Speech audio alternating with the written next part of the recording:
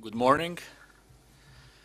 First of all, I would like to thank the International Center for Black Sea Studies, and especially Ms. Zefi Dimadama for the kind invitation that did to me today to deliver a presentation at this very distinguished event that for one more time the center is organizing.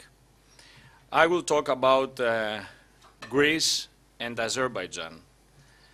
And I will try to answer the following question.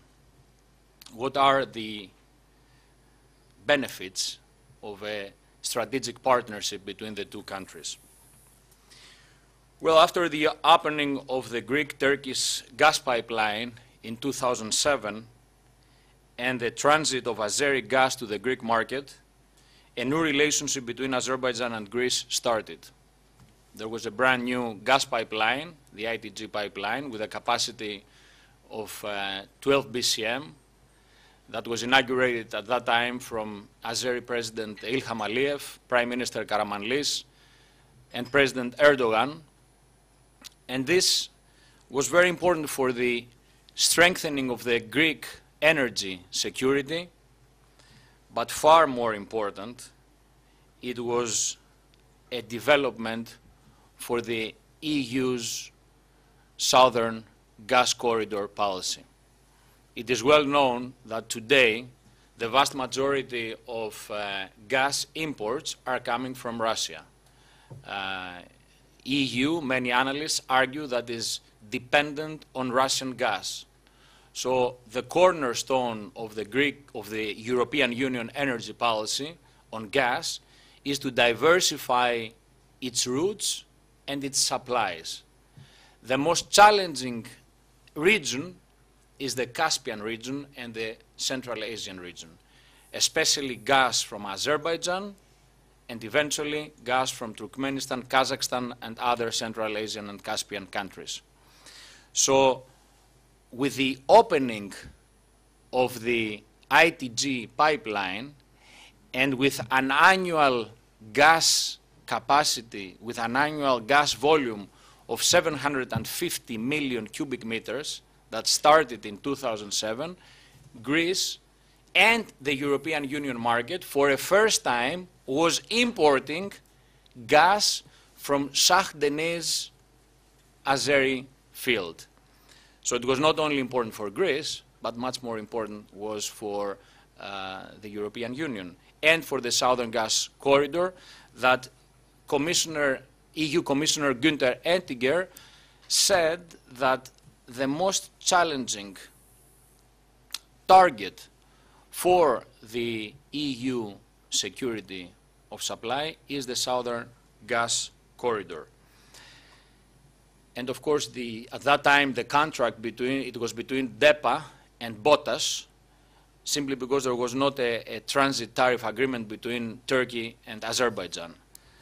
Something that we do have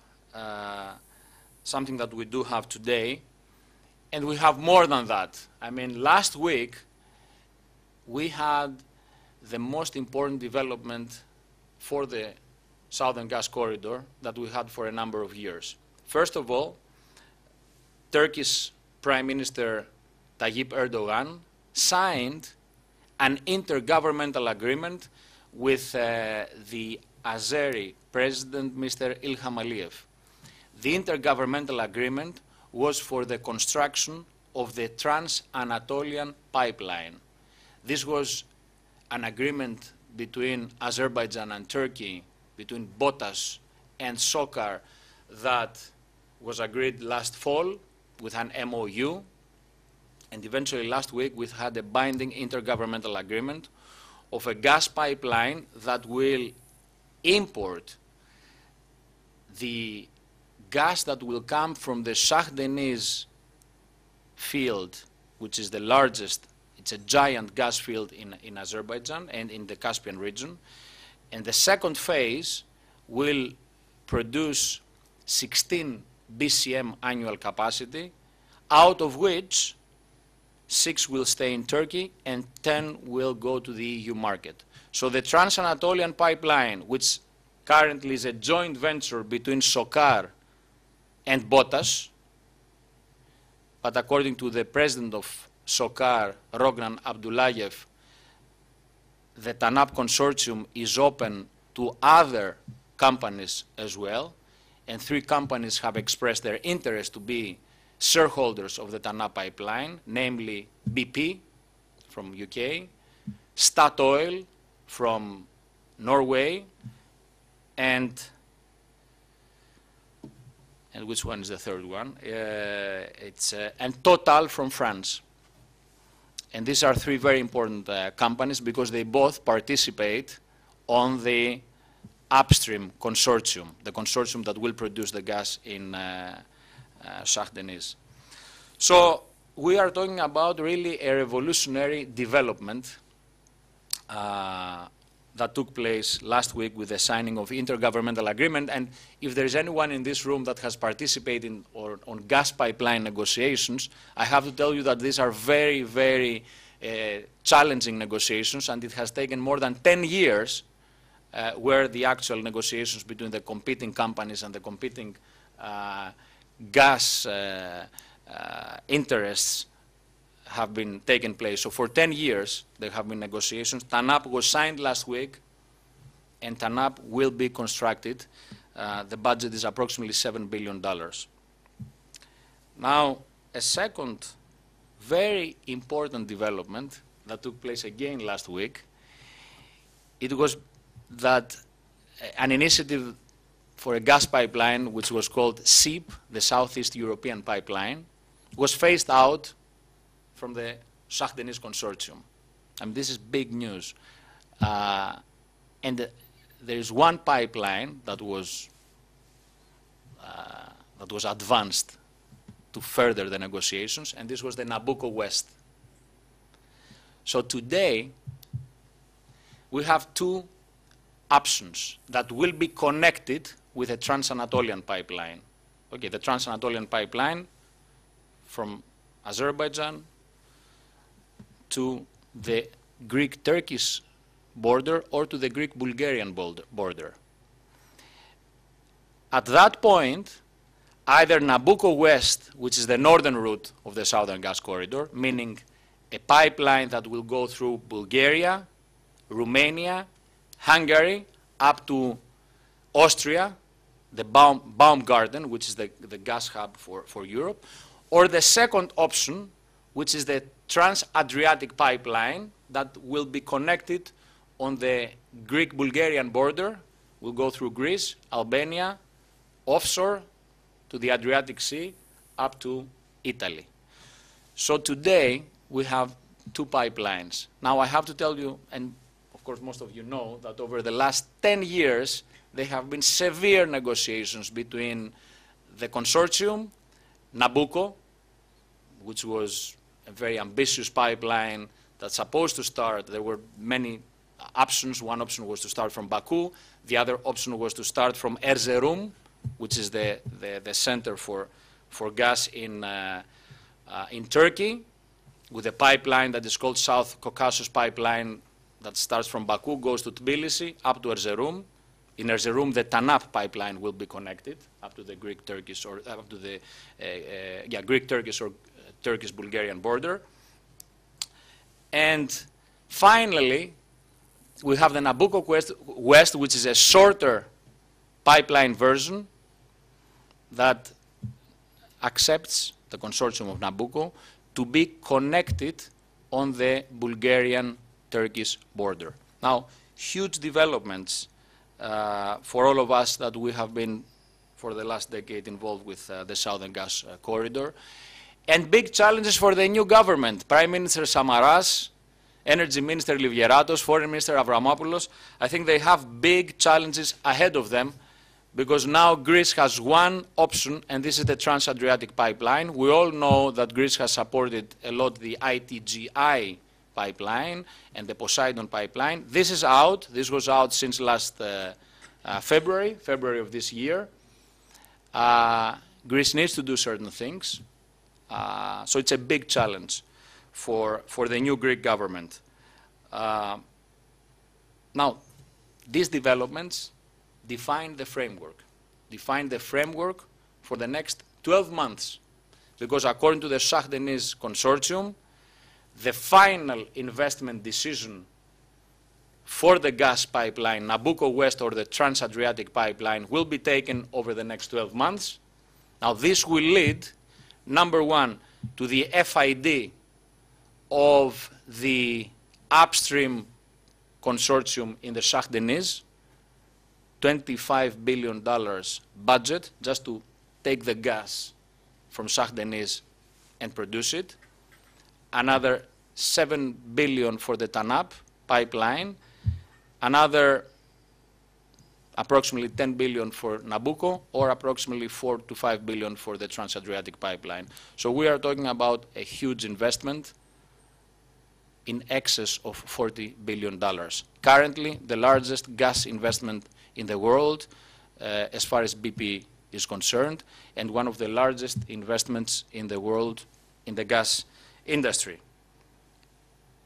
Now, why Greece is important, and why Greece and Azerbaijan, they will benefit from a strategic partnership. And to be more specific, what are the advantages for Azerbaijan by developing a strategic partnership, a strategic relationship with Greece? Number one, Greece is one of the only two entry points that Azerbaijan has in order to transit its gas to the European Union market. It's either Bulgaria or Greece. That's it. No other option for Azerbaijan. So Azerbaijan is limited between Greece and Bulgaria to transit its gas supplies via an onshore pipeline to the EU market. Secondly, Azerbaijan is committed to become one of the leading gas-producing countries of the Caspian region by first developing its own fields.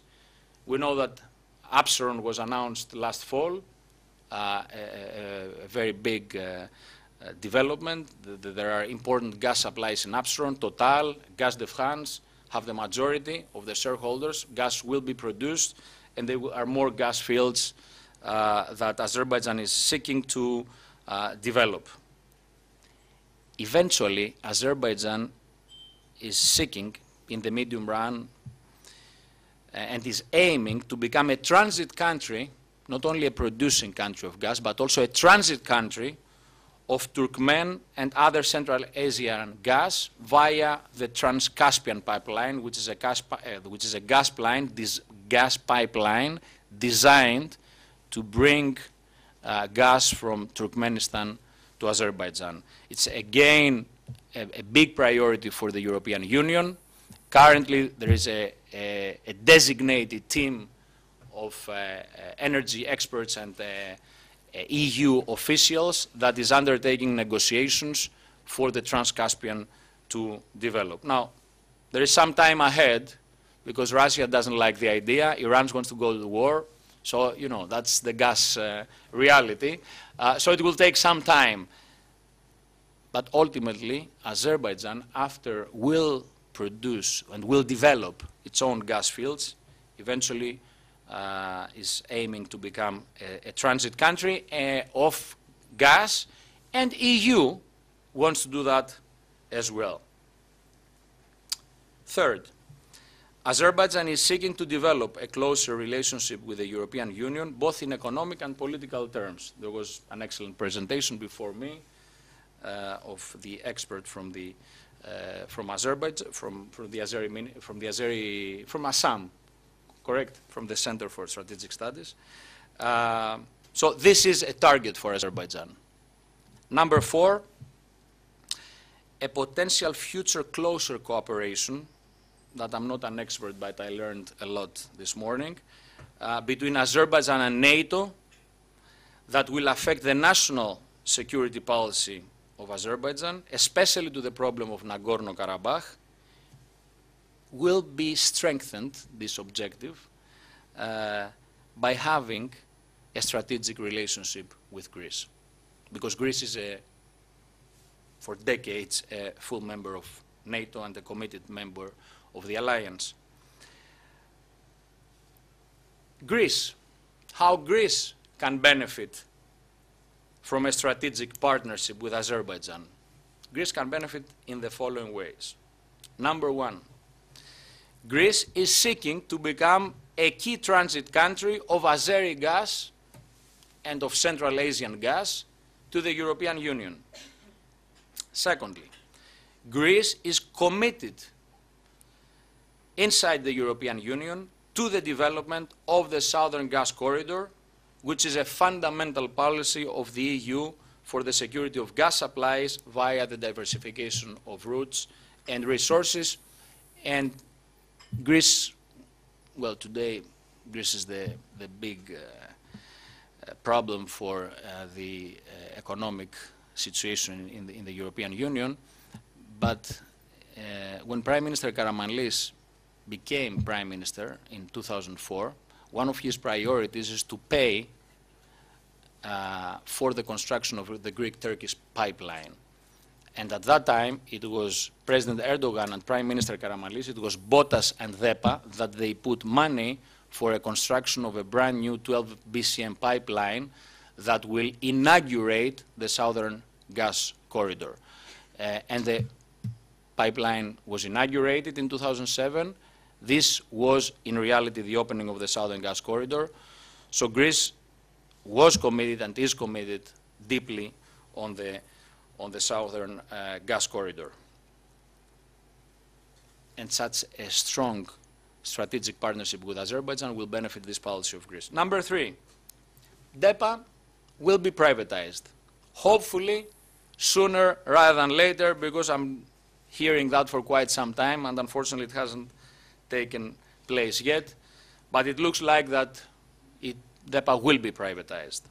SOCAR, the Azeri company, has officially applied to participate on the privatization process, and in my judgment, in my opinion, SOCAR would be an ideal company for the future energy of Greece in the gas pipelines and the future security of gas supplies for Greece. And gas supplies from Azerbaijan, so security of supply of the Greek market. So SOCAR is, in my judgment, in my opinion, an ideal candidate, an ideal company to become a shareholder in DEPA or in DESFA or in both. Four, if SOCAR was becoming the shareholder of DEPA or of DESFA, then SOCAR would own a gas grid of a key country of the EU, which is vital for the Azeri interests, simply because two entry points is either Bulgaria or Greece. So SOCAR would own a gas grid for a country that is full member in the EU, and this means that once you are in Greece, you are in the entire EU market. And with the infrastructure projects and investments that are taking place right now, you bring it in Greece and you can swap it in different parts of the European Union with the infrastructure that will come over the next few years. So very important for both. And the European Union would welcome SOCAR as a shareholder of DEPA because it would be perceived as a credible partner that is contributing to the energy security of EU. It won't be easy. It will be very difficult and challenging because there are big companies that they are competing to purchase DEPA. It is very well known that Gazprom has expressed a strong interest to be a shareholder. So expect strong competition from that company as well, and other EU companies like Eni, etc. So what needs to be done in the immediate future? Number one, Prime Minister Samaras and Foreign Minister Avramopoulos need to sign a bilateral intergovernmental agreement between Greece and Azerbaijan with President Ilham Aliyev and Foreign Minister Elmar Mammadiyarov. I hope I pronounced it correctly. Now, this intergovernmental agreement would be binding for both countries and would create a strategic relationship both in terms of energy and politics, eventually affecting the energy security and the national security of the two countries. Number two, SOCAR should make an attractive economic bid to become a shareholder of DEPA or of DESFA. Number three, SOCAR, in its efforts to become a shareholder of DEPA, should make, if necessary, strategic partnerships with other companies. To conclude, the strategic partnership between Greece and Azerbaijan is a win-win situation for both countries. Greece and Azerbaijan cannot afford to delay anymore their strategic partnership, in my opinion. With a binding intergovernmental agreement, both countries will strengthen both their energy security and their national security. Thank you very much.